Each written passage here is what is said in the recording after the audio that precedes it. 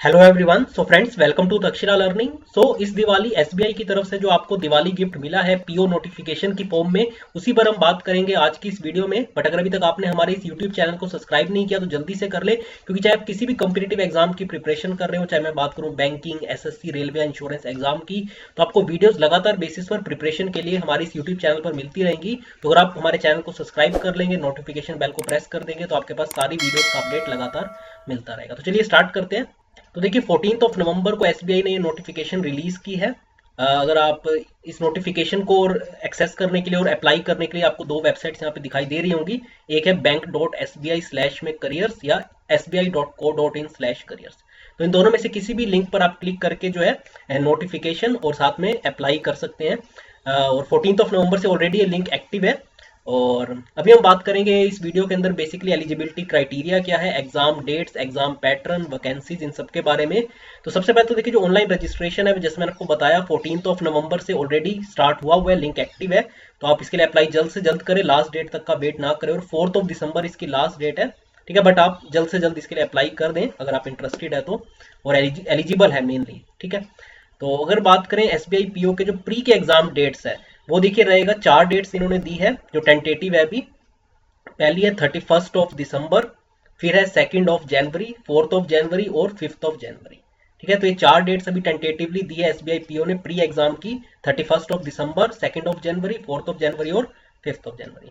जहां तक mains exam की बात है तो 29 जनवरी 2021, इसका मतलब देखिए आपको ज्यादा टाइम नहीं मिलेगा प्री और मेंस के बीच में। तो इसलिए अगर आप जब प्रिपरेशन करेंगे तो मेरी रिक्वेस्ट है कि आप प्री और मेंस एग्जाम दोनों को एक साथ लेके चले, क्योंकि बहुत सारे एस्पायरेंट्स क्या करते हैं, पहले सिर्फ प्री की प्रिपरेशन करते हैं और फिर रिजल्ट का वेट करते हैं और फिर उसके बाद मेंस का स्टार्ट करते हैं। तो देखिए एसबीआई पीओ को अगर आप मेंस का एग्जाम देखेंगे तो वो काफी हाई लेवल के उसमें क्वेश्चन आते हैं। तो आप अभी से ही कोशिश करें, जो भी टॉपिक्स आप स्टडी कर रहे हैं उसके हाई लेवल के क्वेश्चन भी सॉल्व करते रहें, ठीक है।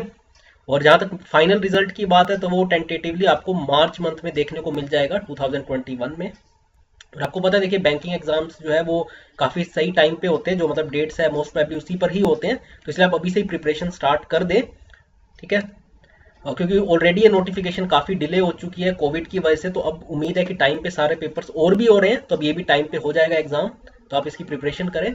जहां तक वैकेंसीज की बात है तो देखिए वो भी काफी अच्छी हैं, 2000 वैकेंसीज है is going to be filled in the year 2020-21, ठीक है। और जिसका ब्रेकअप आपको यहाँ पे दिखाई दे रहा होगा, SC, ST, OBC, EWS, general के है 810 सीट्स, ठीक है। तो ओवरऑल आप देखेंगे ऐड करके तो 2000 सीट्स है, ठीक है। तो और अगर बात कर लेते हैं एलिजिबिलिटी क्राइटेरिया, एग्जाम पैटर्न की। बट उससे पहले आपको बता दो, देखिए वैकेंसीज एसबीआई के अंदर एक तो कंपटीशन इतना और वैकेंसीज इतनी ही अराउंड हर साल आपको देखने को मिलती है, तो इसके लिए आपको अच्छे तरीके से प्रिपरेशन करना पड़ेगा। तो वो आपको देखिए हमारे इस यूट्यूब चैनल पर वीडियोस मिलती रहती है प्रिपरेशन के लिए, तो आप उन्हें भी जरूर देखा करें। इसके अलावा आप हमारी वेबसाइट विजिट कर सकते हैं जो कि है takshilalearning.com।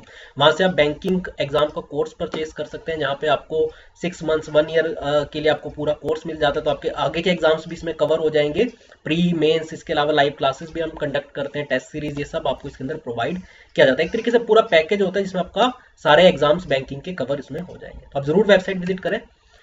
इसके अलावा अगर बात करें एलिजिबिलिटी क्राइटेरिया की, तो देखिए एसबीआई पीओ के लिए जो क्राइटेरिया है, जो देखिए हर साल ऑलमोस्ट सेम ही रहता है, वो है एज लिमिट आपका 21 to 30 ईयर्स, जिसमें अगर आप देखिए ओबीसी से है तो आपको 3 साल का रिलैक्सेशन मिल जाता है अगर आप नॉन क्रीमी लेयर से है, ठीक है ना। क्रीमी के केस में आपको नहीं मिलता, नॉन क्रीमी लेयर के केस में आपको 3 साल का एक्सटेंशन मिल जाएगा, यानी 33 ईयर्स तक। और एससी एसटी के केस में 5 साल तक का एक्सटेंशन, ठीक है। और डेट भी मेंशन्ड है, यानी 1/4/2020, 1 अप्रैल 2020 को जो है आपकी एज कंसीडर की जाएगी इस डेट पर, ठीक है। तो आप 21 to 30 के ब्रैकेट के अंदर होने चाहिए, क्लियर है। इसके अलावा भी देखिए आपको अगर आप पर्सन विद डिसेबिलिटी है या और भी काफी सारी कैटेगरीज होती है जिसके अंदर आपको रिलैक्सेशन मिल जाता है। मेन है ओबीसी और एससी एसटी, जो मैंने यहाँ पे आपको बता दिया। और ये 1 अप्रैल 2020 को आपकी डेट कंसीडर की जाएगी। अब यहाँ से देख सकते हैं जनरल के लिए basically that is a candidate must have been born not earlier than 2 April 1990 and not later than 1 April 1999। दोनों ही डेट्स इंक्लूसिव है। अगर आप 1 अप्रैल 1999 के बाद अगर बोर्न हुए हैं या 2 अप्रैल 1990 से पहले जनरल कैटेगरी के केस में, तो आप एलिजिबल नहीं हो। अगर आप इस एज ब्रैकेट के बीच में आते हैं, यानी 2 अप्रैल 1990 से 1 अप्रैल 1999 के बीच में, दोनों डेट्स इंक्लूसिव है, तो आप एलिजिबल है, आप अप्लाई कर सकते हैं। और इसके अलावा आपको देखिए आप ग्रेजुएट होने जरूरी है, graduate in any discipline from a recognised university, ठीक है, या इक्विवेलेंट उसके अगर डिग्री आपके पास है तो, ठीक है। इसके अलावा अगर आप देखिए फाइनल ईयर में भी है, ये बहुत इंपॉर्टेंट है क्योंकि इसको लेके बहुत सारे एस्पायरेंट्स के माइंड में डाउट रहता है। तो अगर आप फाइनल ईयर या सेमेस्टर में है तो भी आप अप्लाई कर सकते हैं। इसके लिए बस एक चीज है कि जब आपको इंटरव्यू के लिए कॉल किया जाएगा, जो आपको जो अपने पासिंग सर्टिफिकेट है, जो प्रोविजनल रिजल्ट होता है, वो आपके पास होना चाहिए ऑन और बिफोर 31 दिसंबर। क्योंकि देखिए बहुत सारे कैंडिडेट्स का इस बार एग्जाम जो है वो डिले हुआ है कोविड की वजह से, ठीक है ना। तो आई होप सब मोस्ट प्रोबेबली यूनिवर्सिटीज ने एग्जाम वैसे कंडक्ट कर लिए हैं ऑनलाइन, या जो भी पहले के आपके एग्जाम कंडक्टेड थे उसी पर आपका फाइनल रिजल्ट दे दिया है, ठीक है। तो आई होप सो आप सभी ऑलमोस्ट एलिजिबल अब होंगे ही। तो 31 दिसंबर डेट रखी गई है इसके लिए। अगर आप फाइनल ईयर में है तो आपका इस तक 31 दिसंबर तक आपके पास आपका प्रोविजनल रिजल्ट आ जाना चाहिए। क्लियर है।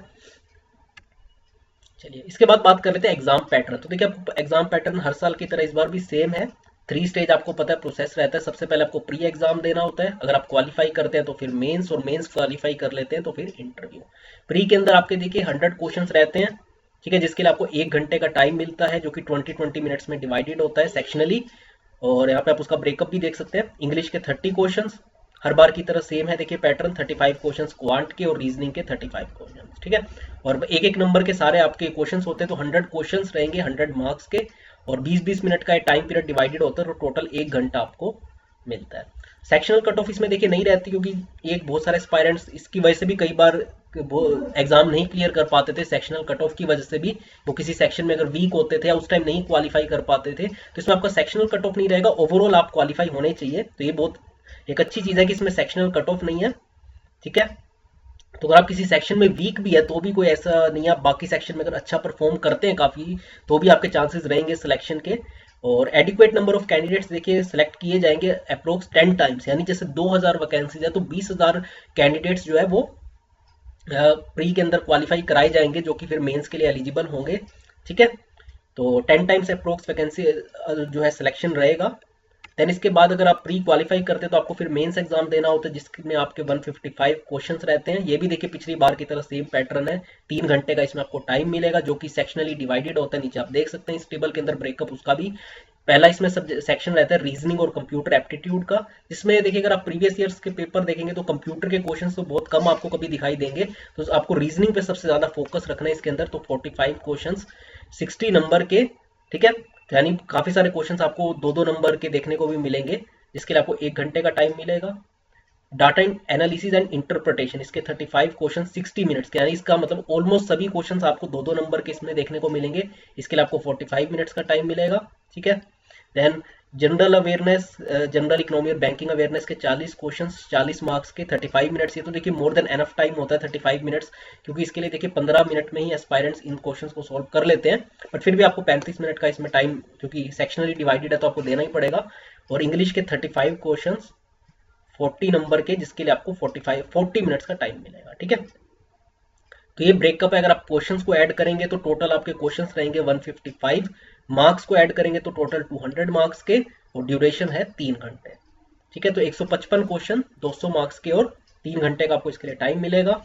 और इसके अलावा अगर देखिए बात करें तो आपको देखिए ये 3 घंटे का तो पहले ही पेपर देना पड़ेगा, ये ऑब्जेक्टिव उसका जैसे आपका ये पेपर खत्म होगा आपको एक डिस्क्रिप्टिव पेपर देना होता है इंग्लिश लैंग्वेज में, जिसमें आपको एस्से और लेटर राइटिंग रहता है, जो आपका 50 मार्क्स का रहता है। तो इसलिए आप इसको भी लाइटली नहीं ले सकते, क्योंकि देखिए 50 मार्क्स बहुत इंपॉर्टेंट है आपके सिलेक्शन के अंदर, क्योंकि आपका जो फाइनल मेरिट लिस्ट बनती है वो मेंस प्लस में इंटरव्यू के बेसिस पर बनती है, ठीक है ना। तो इसलिए आपको इसकी भी अच्छे तरीके से प्रिपरेशन करके जानी है, और जो भी हॉट टॉपिक्स चल रहे हैं खासकर मार्केट और इकोनॉमी से रिलेटेड, उसके बारे में अच्छे तरीके से आपको नॉलेज होनी चाहिए। तो डिस्क्रिप्टिव पेपर आपका रहता है 50 मार्क्स का, जिसके लिए आपको 30 मिनट्स का टाइम मिलता है। आपको जो है कंप्यूटर स्क्रीन पर ही टाइप करना होगा एस्से और लेटर, जिसमें आपको जैसे बताया 2 क्वेश्चन रहते हैं, एक लेटर राइटिंग का और एक एस्से का, ठीक है। तो ओवरऑल आपका 3.5 घंटे का पेपर रहता है, 3 घंटे का ऑब्जेक्टिव और आधे घंटे का डिस्क्रिप्टिव, ठीक है। तो आप इसका स्क्रीनशॉट ले लें।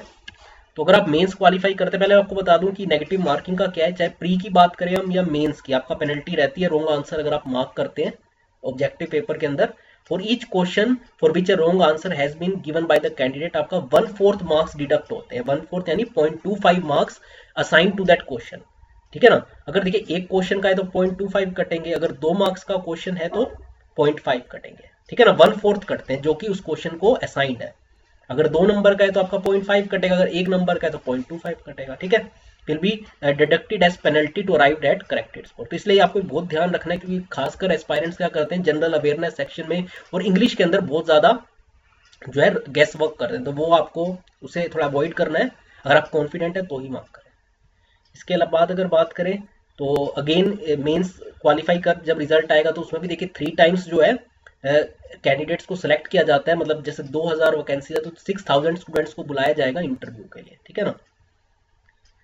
तो फेज 3 यानी इंटरव्यू के लिए जो है 3 टाइम्स अप्रोक्स स्टूडेंट्स को कैंडिडेट्स को बुलाया जाएगा। और फेज 3 में कोविड और सोशल डिस्टेंसिंग को ध्यान में रखते हुए जो है, पहले तो देखिए आपका क्या होता था, 30 मार्क्स का इंटरव्यू होता था और 20 मार्क्स का जीडी ग्रुप डिस्कशन। लेकिन अब जो है ये देखा जाएगा, देखिए उस टाइम पे जो कोविड की सिचुएशन रहती है, क्योंकि इस टाइम पे आप देखेंगे काफी जगहों पे केसेस बहुत तेजी से बढ़ रहे हैं, तो अगर उस टाइम लगता है एसबीआई को तो वो सिर्फ 50 मार्क्स का इंटरव्यू भी रख सकते हैं। क्योंकि अगर आपने देखा होगा कि आईबीपीएस एग्जाम जो होता है पी और एसओ का, उसमें जीडी नहीं रखते वो, ठीक है, वो सिर्फ इंटरव्यू लेते हैं। लेकिन आप एसबीआई के अंदर देखेंगे तो इंटरव्यू और जीडी दोनों रहते हैं।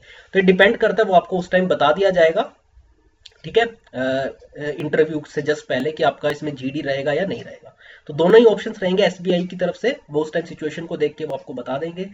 और आपको देखिए मिनिमम क्वालिफाई करना पड़ेगा फेज 3 के अंदर भी। ऐसा नहीं कि आपके इतने कम मार्क्स हो कि आप फेज 3 में इंटरव्यू के अंदर फेल हो रहे हो तो वैसी बात है आप फिर डिस्क्वालीफाई हो जाएंगे। तो आपको मिनिमम मार्क्स स्कोर करने पड़ेंगे फेज 3 के अंदर, ताकि आपको फाइनल सिलेक्शन के अंदर कंसिडर किया जा सके। क्लियर है? तो ये था देखिए ओवरऑल इसका एग्जाम पैटर्न। देन अगर बात करें आपको कितने चांसेस मिलते हैं, ये देखिए बहुत इंपॉर्टेंट है, क्योंकि अगर आपने इससे पहले भी एग्जाम दिया है एसबीआई का तो आपको पता होना चाहिए। अगर आप जनरल या ईडब्ल्यूएस कैटेगरी से बिलोंग करते हैं तो आपके पास 4 चांसेस रहते हैं। देखिए इसमें अगर आप सिर्फ प्री एग्जाम दे रहे हैं तो वो आपका चांस कैलकुलेट नहीं होता, लेकिन अगर आप प्री क्वालिफाई करने के बाद मेंस दे रहे हैं तो वो आपका एक चांस कैलकुलेट किया जाता है, ठीक है ना। सिर्फ आप प्री दे रहे हैं, अगर आपका क्वालिफाई नहीं होता तो वो आपका चांस काउंट नहीं होता, लेकिन अगर आप प्री क्वालिफाई करके मेंस का एग्जाम भी देते हैं तो वो आपका चांस गिना जाता है। तो जनरल ईडब्ल्यूएस के केस में आपके पास 4 चांस रहते हैं। पर्सन विद डिसेबिलिटी अगर आप हैं, ठीक है, जनरल या ईडब्ल्यूएस दोनों में से अगर आप डिसेबिलिटी से है तो 7, ओबीसी के लिए भी 7, विद डिसेबिलिटी के लिए भी 7, और SC ST with person with disability और जो भी है खैर उसके लिए कोई भी रिस्ट्रिक्शन नहीं है। आप अनलिमिटेड टाइम्स जब तक आपकी एज आपको एलिजिबल रखती है तब तक आप अप्लाई कर सकते हैं, ठीक है ना। So candidates who have already appeared for the maximum number of permissible chances are not eligible to apply. तो अगर आप 4 बार मेंस एग्जाम दे चुके हैं तो अब आप नहीं दे सकते, ठीक है। और नंबर ऑफ चांसेस काउंट कब से किए जाएंगे? 18 अप्रैल 2010 से, ठीक है। और जैसे मैंने आपको बताया अगर आप सिर्फ प्री में अपीयर कर रहे हैं तो वो एज अ चांस कैलकुलेट नहीं किया जाता, आप मेंस देते हैं तो क्वालिफाई किया जाता है, उसे काउंट किया जाता है। और आपको पता होगा इससे पहले क्या होता था, ये तो अब देखिए प्री और मेंस का एग्जाम होना स्टार्ट हुआ है। जब आज से कुछ साल पहले सिर्फ एक ही एग्जाम हुआ करता था और उसके बाद इंटरव्यू होता था। तो अगर हम सालों की बात करें जिसमें सिर्फ एक एग्जाम होता था, उस केस में आपका प्री एग्जाम में भी अपीयर होना एज अ चांस काउंट किया जाएगा। तो ये बहुत इंपॉर्टेंट है, इसको सभी को नोट डाउन कर ले। मैं दोबारा बता दूं, जब देखिए 18 अप्रैल 2010 के बाद जब पहले सिर्फ एक एग्जाम हुआ होता था, ठीक है, प्री और मेंस एक ही होता था, वो तो देखिए आपका चांस कैलकुलेट किया जाएगा। लेकिन अब जब से पैटर्न चेंज हुआ है, पहले प्री मेंस और फिर इंटरव्यू, तो उस केस में अगर आप सिर्फ प्री में अप्लाई हुए तो वो चांस नहीं काउंट किया जाएगा। लेकिन मेंस भी आपने अगर दिया है, आपने प्री क्वालिफाई किया है, तो वो आपका चांस कैलकुलेट किया जाएगा, ठीक है। तो इसे आप ध्यान से नोट डाउन कर लें, इसका स्क्रीनशॉट ले लें। तो जनरल ईडब्ल्यूएस के केस में 4 चांस, अगर आप जनरल या ईडब्ल्यूएस में विद डिसेबिलिटी है तो 7, ओबीसी के केस में 7, ठीक है। तो ये आप सारा नोट डाउन कर लें। तो ये था देखिए सारी इन्फॉर्मेशन मैंने कोशिश की आपके साथ इस वीडियो के थ्रू शेयर कर दूं। अगर आपको फिर भी कोई डाउट है एग्जाम पैटर्न को लेके, एलिजिबिलिटी क्राइटेरिया को लेके, सिलेबस देखिए हर साल का जैसा अभी तक चलता आ रहा है वही सारा आपका सिलेबस रहेगा, ठीक है। प्रिपरेशन के लिए मैंने आपको बताया है कि आप हमारी वेबसाइट विजिट कर सकते हैं जो कि है takshilalearning.com। वहाँ पे आपको 6 मंथ्स 12 मंथ्स जो भी आपको देखिए लगता है, क्योंकि देखिए अभी इसका मेंस का एग्जाम होगा, फिर आईबीपीएस के एग्जाम्स भी आएंगे, तो आप अकॉर्डिंगली पैकेज ले सकते हैं। और मैंने आपको बताया इसमें सारा आपको रिकॉर्डेड कोर्स तो मिलेगा ही, प्री और मेंस कवर करते हैं, और इसके अलावा टेस्ट सीरीज, ई बुक्स और आपकी लाइव क्लासेस रहेंगी। पूरा आपको सपोर्ट व्हाट्सएप के थ्रू भी फैकल्टीज द्वारा प्रोवाइड किया जाएगा। तो आप वेबसाइट जरूर विजिट करें, इस यूट्यूब चैनल को सब्सक्राइब करें। और आज की इस वीडियो में इतना ही फ्रेंड्स, थैंक्स अ लॉट।